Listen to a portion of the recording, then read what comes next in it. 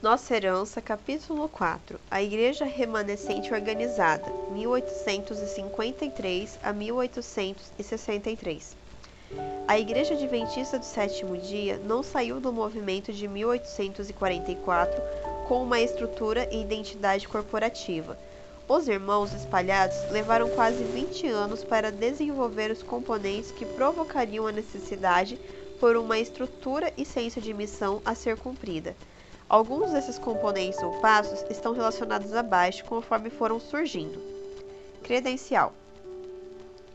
Um passo inicial na direção da organização da igreja foi a necessidade de identificar aquelas pessoas que, como pregadores itinerantes, viajariam pelo país pregando aos pequenos grupos espalhados de crentes que estavam sempre desinformados dos acontecimentos. Foi decidido então que um cartão de identificação seria feito e assinado pelos líderes leigos, que daria validade às doutrinas apresentadas por seus portadores. Esse procedimento começou em 1853, sendo precursor da credencial atual. Embora os pregadores não recebessem salário mantendo-se por si mesmos, eles viajavam e pregavam com zelo. Tendas evangelísticas e escolas sabatinas. Durante o verão de 1853, os pastores Longbourn M. E. Cornwall foram enviados, pagos pela igreja de Battle Creek, para visitar 3 estados vizinhos. Eles foram os primeiros a receber ajuda financeira para a viagem. No verão seguinte, eles arrecadaram $200 para adquirir uma tenda móvel, e no dia 10 de junho de 1854, realizaram a primeira reunião numa tenda da Igreja Adventista do Sétimo Dia. Apesar de aos nossos olhos esses acontecimentos parecerem insignificantes, para um pequeno grupo de algumas centenas de crentes, essas coisas significavam decisões de grande risco, sem muita garantia a não ser a fé. O ano de 1853 também viu o desenvolvimento da estrutura embrionária com a formação de escolas sabatinas regulares em Rochester e Bucksbridge, Nova York. A ideia tinha sido apresentada um ano antes com a impressão da primeira série de lições da escola sabatina na Instrutor Jovem. Mudança para Battle Creek. Os White tinham se estabelecido em Rochester, Nova York, onde havia espaço suficiente para montar uma pequena gráfica e produzir as revistas e os folhetos que estavam rapidamente expandindo o trabalho do Evangelho. No entretanto, o crescimento primário do movimento adventista acompanhou a expansão do oeste americano, não tendo Rochester o mesmo crescimento. Ao invés de ser uma iniciativa particular, a gráfica incorporou-se oficialmente ao movimento. Nesse momento, 4 leigos ofereceram a Tiago White $1.200 emprestados, sem juros, para a fundação de uma casa publicadora em Battle Creek. A oferta foi aceita.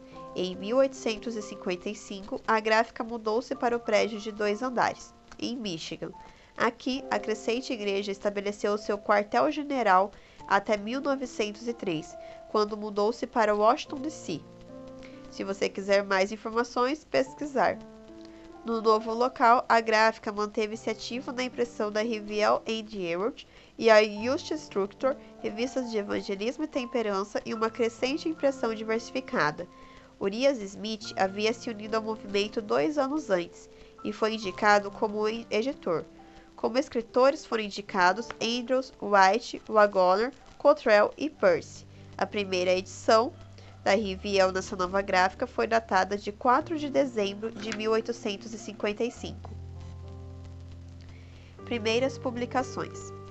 Em 1849, o grupo de adventistas guardadores do sábado tinha começado a publicar um periódico chamado A Verdade Presente. Em 1850, eles tinham também publicado 6 edições da Advent Reviel.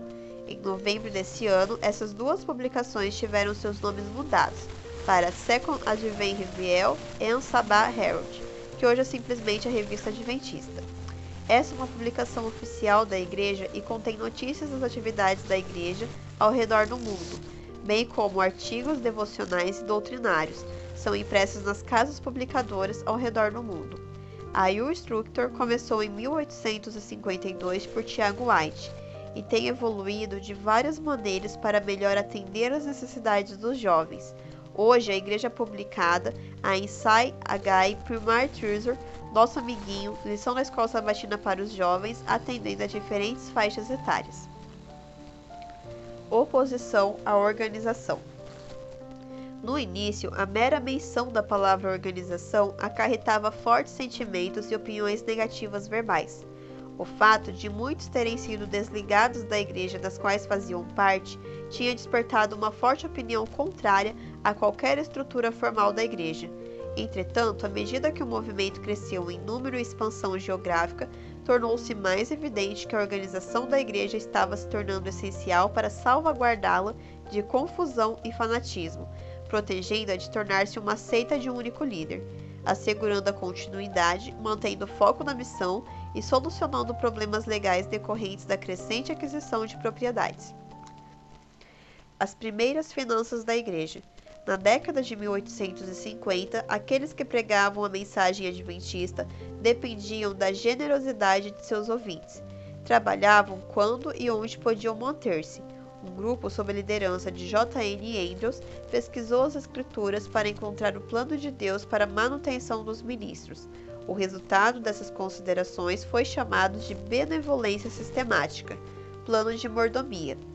O plano inicial adotado foi que cada membro desse anualmente 1% das propriedades livres de débito, além das ofertas regulares. Até 1853, toda a literatura foi distribuída gratuitamente e impressa à medida que as doações eram feitas. A partir desse ano, Tiago White sugeriu que as publicações fossem vendidas. A coleção completa de Lockwood custava 35 centavos. E em 1854, a Reviel foi oferecida ao preço de $1, assinatura anual paga antecipadamente. Voto para a organização. Para entender a situação, segue aqui uma citação que ilustra o pensamento corrente da época. George Storrs, um preeminente líder no movimento, escreveu: "Cuidado, para que vocês não organizem outra igreja. Nenhuma igreja pode ser organizada pela invenção humana, pois ela se torna a Babilônia quando é organizada. Quando o ministro de tenda se tornou uma maneira efetiva de espalhar o evangelho, um grande número de ministros tiveram que trabalhar em tempo integral, o que era impossível sem alguma forma de apoio financeiro regular. As finanças eram cuidadosamente estudadas e os planos eram votados. Alguns sugeriram que uma forma de organização era necessária para oficializar as propriedades da igreja. Levantou-se a oposição, alegando volta para a Babilônia. União entre igreja e Estado, mistura e confusão, ganância e ambição eram citados à medida que o debate se tornava mais emocional que racional. O lado racional finalmente venceu.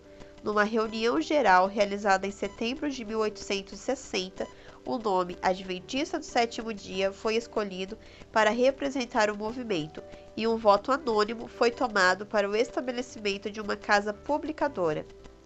Foi oficialmente instituída então no dia 3 de maio de 1861. Nessa comissão da primavera foi também decidido que seriam oferecidos certificados de ordenação e as igrejas de Michigan foram organizadas em uma associação, com presidente, secretário e conselheiro.